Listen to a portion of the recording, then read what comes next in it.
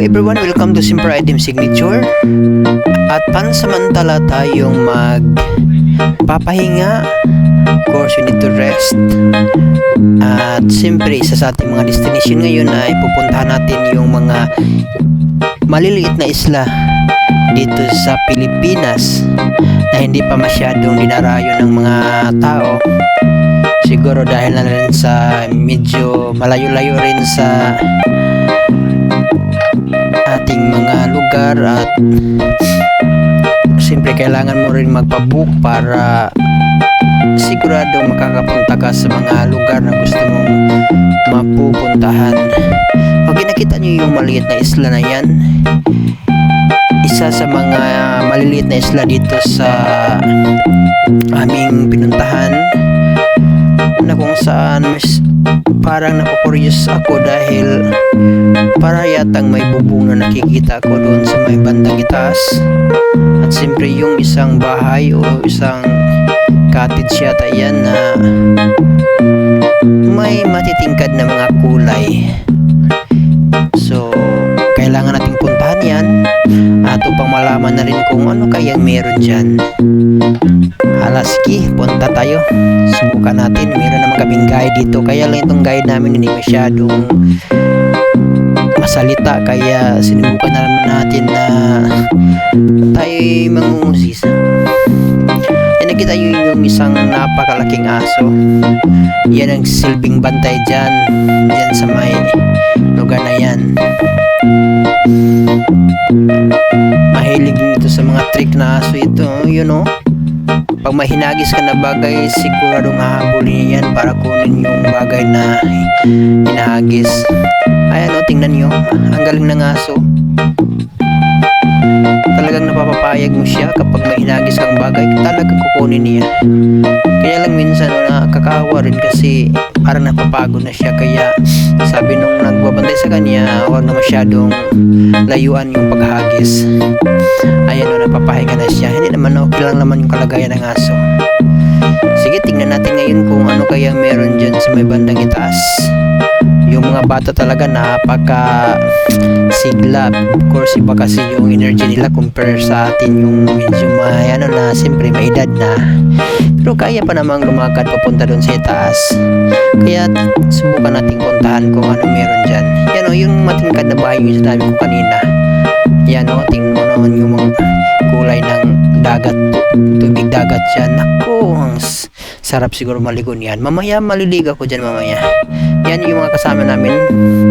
Siyempre nandyan si Xavier. Siya kasi yung nagmark ng date. Sige nga, subukan nating puntahan yung bandang itaas. Meron namang hagdanan, hindi kami hihirapan sa pagpunta doon kasi meron namang mga hagdan. Kailangan mo lang siguro mag-ingat kunti. Siyempre, kailangan mo rin yung physically fit ka para naman at least hindi ka ihingal pagpunta mo doon sa bandang itaas. Ayan o, mga kaibigan o, tingnan nyo naman, hindi siya mainit masyado kasi meron namang mga halaman. Kaya lang medyo maliliit pa yung mga halaman itong nakapalibot sa may kahit dyan sa may gilid ng daanan, andyan naman. Yun, may kasama kaming mag-ina. Tapos yung guide namin si Xavier, pangatlong bisis na yata ni Xavier kasi yung lugar ni Xavier ay parang dito lang, malapit lang dito. Kaya sila na rin yung nagpabook. Shout out nga pala sa pamilya Nalam. Salamat sa opportunity na of course nakasama kami sa trip na ito. Birthday kasi ng ina ni Xavier, yung si Madam Marivic. Of course yung anak na rin ni Ma'am Joy, nagbe-birthday din. Shout out Michelangelo. Of course hindi mawala dyan yung my beautiful wife dyan, naglalakad din. Ayan, may nakahiram pa yata siya ng sombrero para plus factor naman sa kagandahan. Ayan guys, so andito na yung signage ng place. Hoy Anjog Islet. Yan, makikita mo talaga yung may mga maliliit pa kasi na mga isla doon sa bandang unahan ng, makikita mo dito sa bandang itaas. Ang ganda ng place talaga guys. Kung natatakot kang magpunta dito or matatakot kang pumunta dito, walain mo na yan, iburahin mo yan sa isipan mo kasi okay naman malinis naman yung bandang ilalim ng mga puno. Anyway, maliliit pa naman yung mga halaman dito. Ayan guys, so yung iba pang mga isla dito na makikita mo sa bandang itaas. Kulay luntian talaga, lalong-lalo tingnan mo naman yung tubig tubig dagat, napakaganda. Kulay asul na yata at saka green. Ayan, may mga maliliit dito mga punong mga coconut, pero parang hindi na yata pinapapalaki dito. Yung mga halaman na lang na talagang tumutubo dito kahit hindi na siya. Ito nga pala yung rest house dito guys, parang hindi na siya masyadong tinitirahan o hindi na siya masyadong pinupuntahan ng may-ari kasi siguro mayroon na silang ibang bahay dun sa ibang lugar. Makikita mo naman guys na parang marami ng kalawang sa place, yung sa mga yung sa bahay, tapos hindi na masyadong binibigyan ng time na linisin. Pero okay lang naman guys kasi yung area pwede namang pasyalan kahit na sino, walang entrance fee. Isa lang yung babayaran mo, yung yung bangka lang, yung sinasakyan lang namin, yung floating cottage na hinihila ng bangka, yun lang talaga ang babayaran mo.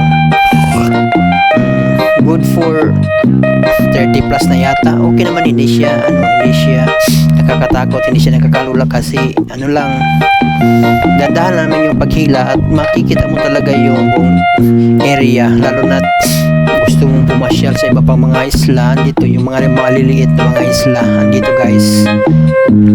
So yun guys, ang bandang itaas ng Hoyajuk Islet, ang ganda guys, ang lilim, tapos malamig sa pakiramdam, lalo na yung simoy ng hangin na dumadampi sa yung bisngit. Talagang ayos na ayos guys.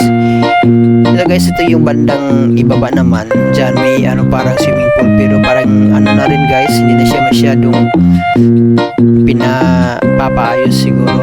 Hindi na kasi namin nakikita dito yung talagang may-ari sa resort.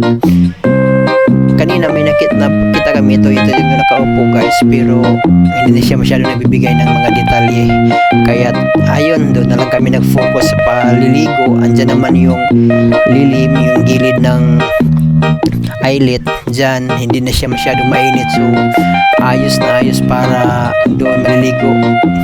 Pwede sa lahat guys, pero para safe naman, yun yung mga bata, meron naman silang suot ng mga life jacket mula doon sa issue ng aming sinasakyan na cottage, na floating cottage.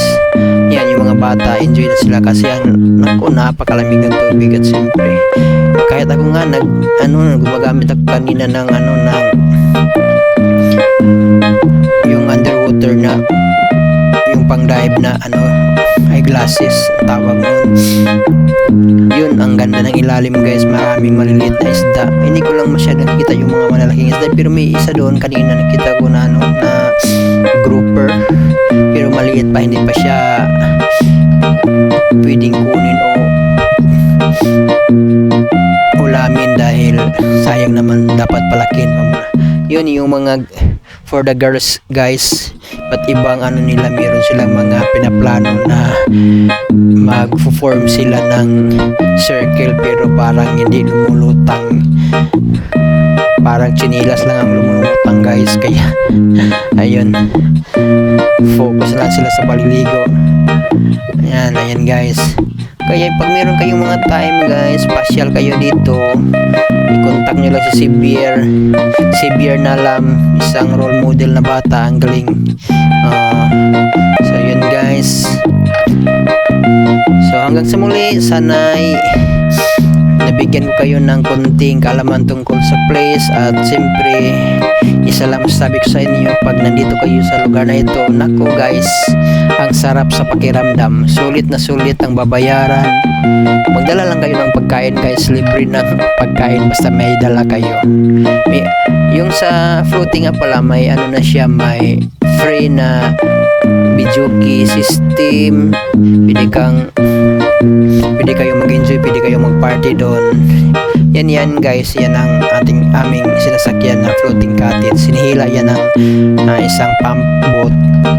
Okay lang, sulit guys. Tapos itutour ka na sa buong isla kung saan gusto mo. Meron pang mga kasunod na video nito guys para naman makita ninyo. So siguro just follow lang guys sa mga susunod na video para updated kayo. At salamat na rin sa mga supporters, sa mga followers. Shout out nga pala sa inyo. Salamat sa patuloy na pagtiwala.